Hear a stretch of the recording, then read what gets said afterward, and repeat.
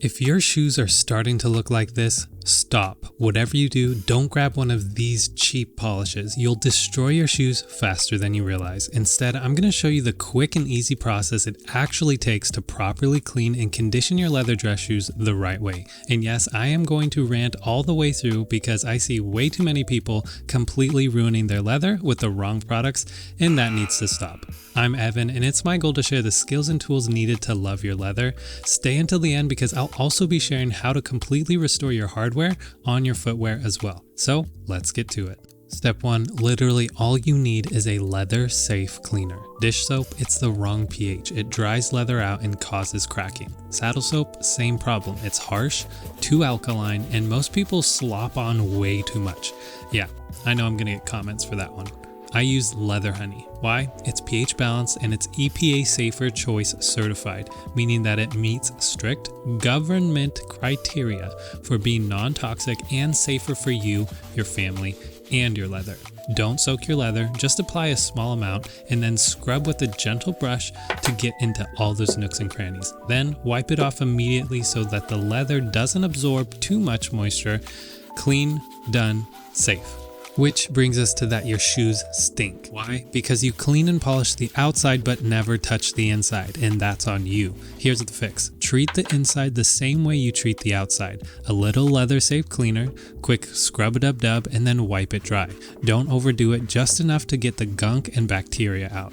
And listen, make sure they dry completely before wearing or storing, because if you don't, the smell will come back probably worse than before. It's that simple. Next, conditioning. Stop dumping loads of wax conditioners on your shoes.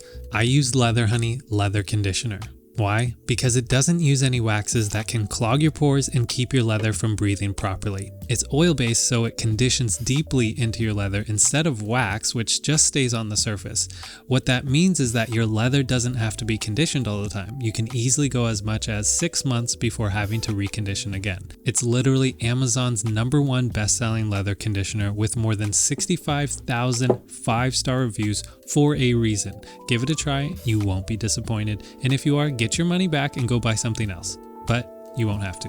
What most people don't understand, and it's okay if you don't either, but leather is skin, and just like yours, it can become dry, and when it's dry, it begins to fade the color. Most people try to fix the color by applying dyes or pigmented polishes, but forget to condition.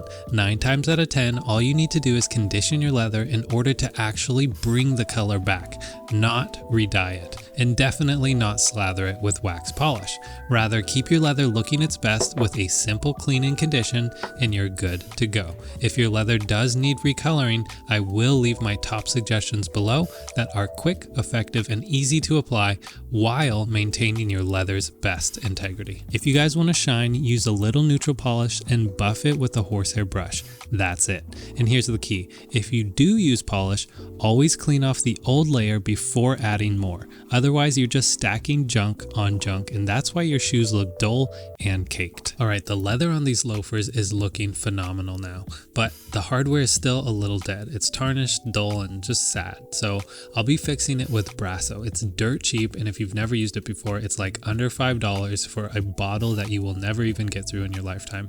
I'll go ahead and leave my link in the description. I just used a couple of drops to get these Allen Edmond horsebit loafers back to life. Now, make sure you don't let this stuff touch your leather. It'll either stain it or dry it out. All you need is a cloth or even a napkin to shield the leather while you polish. Then take either another cloth or cotton swab to rub in a few drops of Brasso, and then literally watch the tarnish wipe away. You don't need much. Once it's clean, buff off the excess and boom, the hardware shines like new. For pennies, guys, that's how you respect your shoes without wasting money or ruining your leather.